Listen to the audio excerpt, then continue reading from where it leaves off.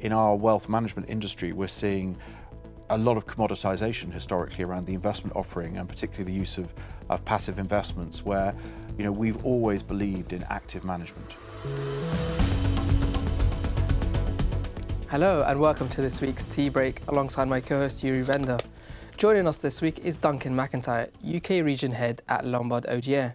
Duncan, how are you? Very good, very good. Thanks for having me. And what tea have you gone for? Good old English breakfast, builder's tea. And Yuri? Well, I've gone for the green tea, and very much in honour of our guest, Duncan, and Lombard Odier, because I understand the green credentials of your company. I mean, well, 25 years ago, your partners, Terry Lombard and Patrick Odier, you were talking about the climate change before it was like a glint in the eye of a lot of other people, I think. And I remember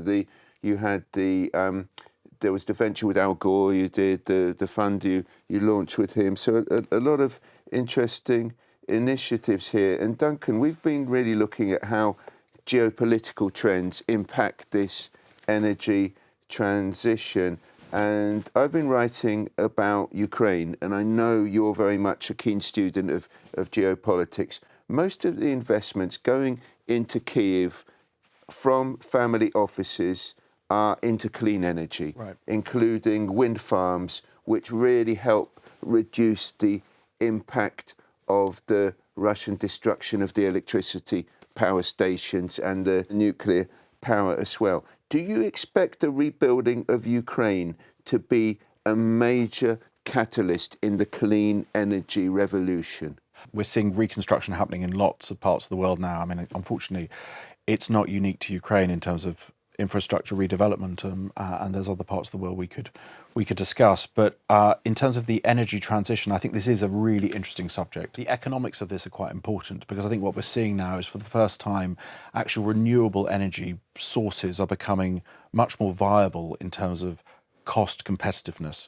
So that decision about whether you buy a gas boiler over a heat pump is a realistic one now. I think that we're seeing much more parity in that. Corporates now are talking about how they are retrenching a bit from their sustainability agendas, but look at their P&L. I still think they're investing into this, and we're seeing it as being a trend that will absolutely continue. And so I think we would argue, look at the science. The science is absolutely telling you that the sustainability revolution is happening. And inside that, there are some really exciting investment opportunities. What we have in Ukraine, we've got the traditional oligarchs. They're all entrenched in coal, in steel, in the smokestack factories. It's the fossil fuels that they made their money with. And this will mean a real change in the fabric of society, because you've got a lot of entrepreneurs involved in the clean energy, in startups. So, I mean, it's an area, obviously, that we're much focusing on, Ellie. There's been a lot of talk about energy security. And a new similar concept is emerging in defence, that's of strategic autonomy. Your very own Chief Investment Officer, Michael Stroback, has been writing about this. He draws parallels between defence and markets, just as Europe has depended on the US for its defence over many decades. He writes, it cannot be clearer that the US administration no longer shares the same values as Europe's democracies. What sort of feedback, Duncan, are you hearing from wealthy European family clients about redrawing the geopolitical map? Are they starting to make larger investments in their own economy? The world order is changing, but from a European continent perspective, Europe is going to have to step up. We're moving from a world of interdependency, I think, to a world of independence. And inside that, there is a lot going on. I think that the market will continue to be very volatile. I think we're going to see a lot of shifting sands. Now is probably the time where good advice is going to be critically important for our clients as they navigate through these changing landscapes.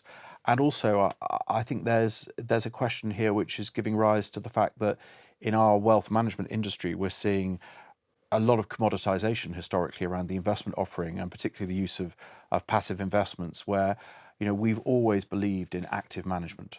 And I think that inside that, there are real opportunities, both to avoid the icebergs, but also to make investment gains. So this commoditization you refer to, because we've had an article about how to differentiate banks, Swiss banks in particular, this week. how do the Swiss brands differentiate themselves? Is it about investment management? Is it about size? Is it about the culture of the organisation? And is this something that your clients ask about? It's got to be aligned to the culture of what our clients are looking for. I think Lombard Odier is unique, or fairly unique, in being an independently owned partnership. And most of our clients are actually entrepreneurs. And so you see an alignment between the ownership of the bank with the ownership of the client's own entrepreneurial activities. And that in itself is quite interesting as we create that duality. So I do think it's both. It's not one over the other, but certainly from our perspective, the active management of funds is extremely important, and never, I think, more important than it is now. It's interesting also where clients want to book their assets through, whether it's Geneva, Zurich, London here, whether it's Hong Kong, Singapore. I think you've written a piece about, and some Swiss banks were talking to you about St. Moritz, about this being a new centre for wealthy individuals. Towns like St. Moritz serve as kind of a unique, exclusive environment where wealthy families kind of educate and prepare the next generation for managing wealth, and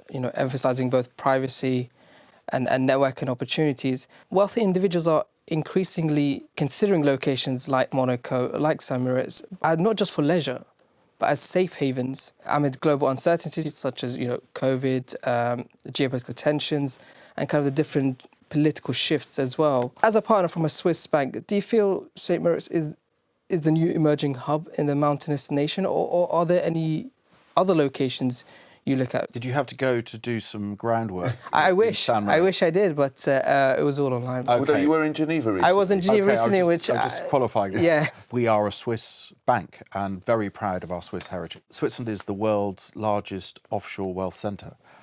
And I think that in a moment of volatility around the world, that continuity, that stability of Switzerland is enormously attractive to clients, both to deposit their assets and also to potentially live. But we're also conscious that one of our jobs is to be as proximate to our clients as possible.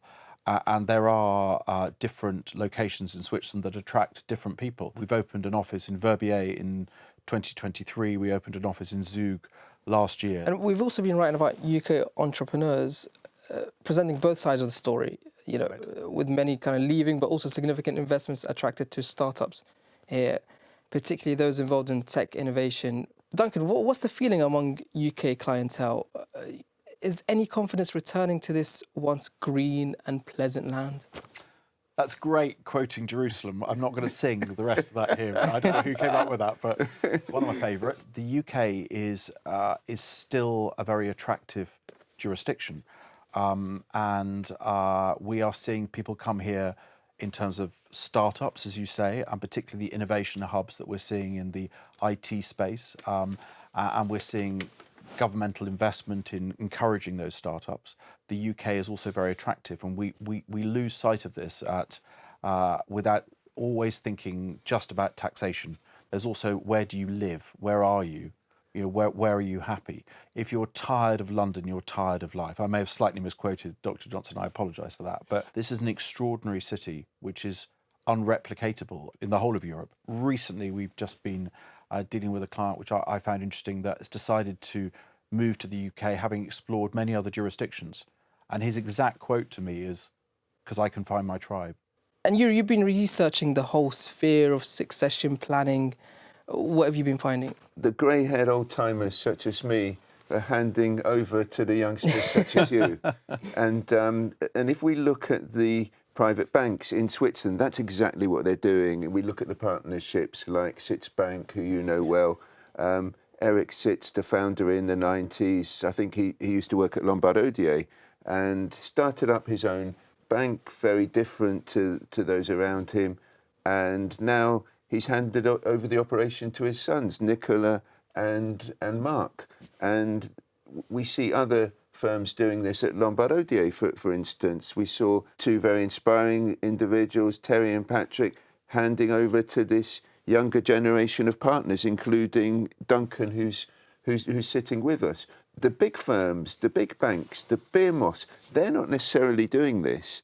And is there a danger that they can lose clients that any financial services, wealth manager can lose clients because the management is no longer reflecting the views and the values of the next generation whom they want to service?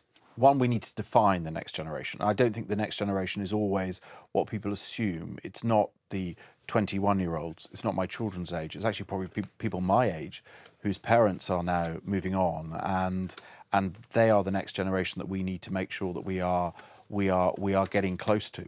The partnership model, which you touched on, Yuri, I think is interesting because it, by its very nature, has a DNA of succession built into it, and that encourages that next generation to be coming into the partnership and to be refreshing the partnership all the time. And the partnership is bigger than the individuals, and I think that creates that natural succession. But I also think we, as an organisation, need to be looking at our own clients and ascertaining, do we know and have those relationships with the next generation of our client book? We've recently done a big LO Generation Summit where we took some of our biggest clients to Tuscany. And it's fascinating because you're doing two things. One, you're hopefully educating and giving some insights from our experts, but obviously I think what you're also doing is creating a community of people that will know each other, that are facing similar situations when it comes to how you transfer wealth. And it's not an easy task. But we have a role to play in that. And, you know, as a business that's been around since 1796, we face that transition a lot, both inside our own business and also with our clients. So being able to help with that and discuss it and create that community of next generation, I think is extraordinarily important. And hopefully, Ali, they'll be inviting you along to Tuscany for the next... Yeah. We'll talk later. Hopefully I'll be part of those communities. But Duncan, thank you so much for joining us today. It's a total pleasure. Thanks very much for having great tea, by the way. And as always, if you have any questions for our guests, please send them our way. You can watch other episodes of the Tea Break series either on the PWM website or the YouTube channel. See you next week.